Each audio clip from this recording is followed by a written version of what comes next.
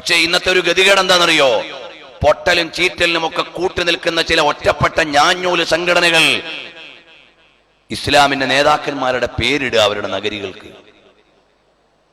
ഇസ്ലാമിന്റെ നേതാക്കന്മാരുടെ പേര് പറയാ അവര്. അപ്പൊ ആളുകൾ എന്ത് വിചാരിക്കും? ടിപ്പു സുൽത്താൻ നഗർ എന്ന് പറഞ്ഞൊരു നഗർ വെച്ചിട്ട് ഇവിടെയുള്ള മുഴുവൻ മതക്കാരെയും വെല്ലുവിളിക്കാൻ 4 പേര് ഇറങ്ങിയാൽ മറ്റുള്ള ആളുകളിലേക്ക് ടിപ്പു സുൽത്താൻ ഒരു തീവ്രവാദിയായിരുന്നു, അങ്ങനല്ലേ വിചാരിക്കുക? യഥാർത്ഥത്തിൽ ടിപ്പു സുൽത്താൻ ആരാണ്? അള്ളാഹുവിനെ അറിഞ്ഞു ജീവിച്ച ഈ രാജ്യത്തെ എല്ലാ മതവിഭാഗങ്ങൾക്കും ക്ഷേമം നൽകിയ ഒരു ഭരണാധികാരിയാണ് ടിപ്പു സുൽത്താൻ. അറിയണം. വേറെ കുറെ ചെറുപ്പക്കാർ എവിടെയോ കൂടി കുറെ കൊലവിളി നടത്തിയിട്ട് സലാഹുദ്ദീൻ അയ്യൂബിയുടെ പേര് പറഞ്ഞാൽ ആളുകൾ വിചാരിക്കുമോ സലാഹുദ്ദീൻ അയ്യൂബി അല്പം തീവ്രവാദിയായിരുന്നു, അതുകൊണ്ടാണ് ഈ പിള്ളേരി നഗരിക്ക് ഇങ്ങനെ പേരിടാൻ കാരണം. യഥാർത്ഥത്തിൽ സലാഹുദ്ദീൻ അയ്യൂബി റളിയല്ലാഹു അൻഹുവിന്റെ മുമ്പിലേക്ക്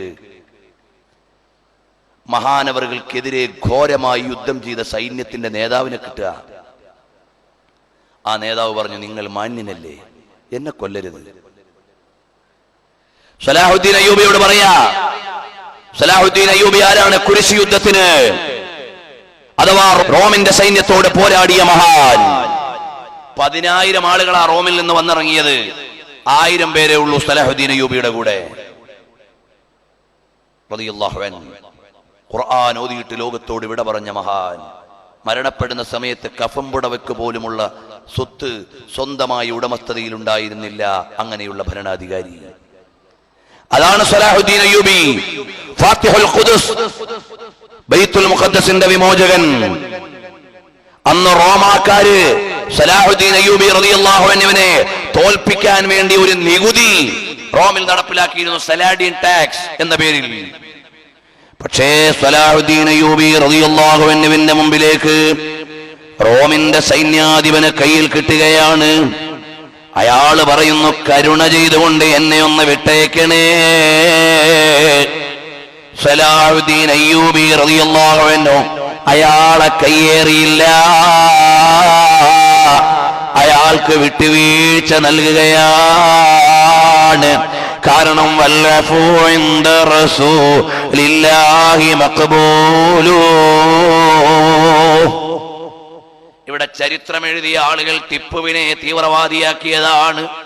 റളിയല്ലാഹു അൻഹു സലാഹുദ്ദീൻ അയ്യൂബിയെ തീവ്രവാദിയാക്കിയതാണ്.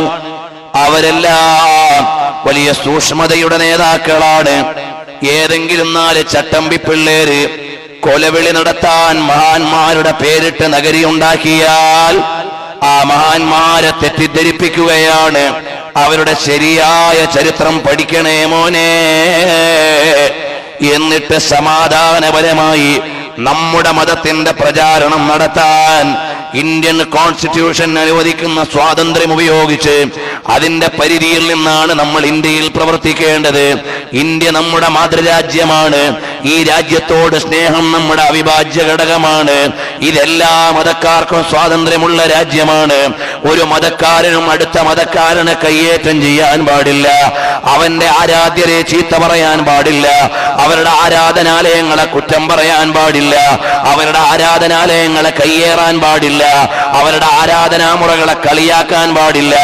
സഹിഷ്ണുതയോടെ പോകേണ്ട നാടാണ് ഇത്. സൗഹാർദ്ദത്തിന്റെ രാജ്യമാണ്. മുൻഗാമികൾ അങ്ങനെ ജീവിച്ചവരാണ്. ഇവിടെ ഒരു നാശവും ഉണ്ടാക്കാൻ നമ്മൾ ഇറങ്ങാൻ പാടില്ല. നമ്മുടെ മതം അങ്ങനെയാണ് പഠിപ്പിക്കുന്നത്.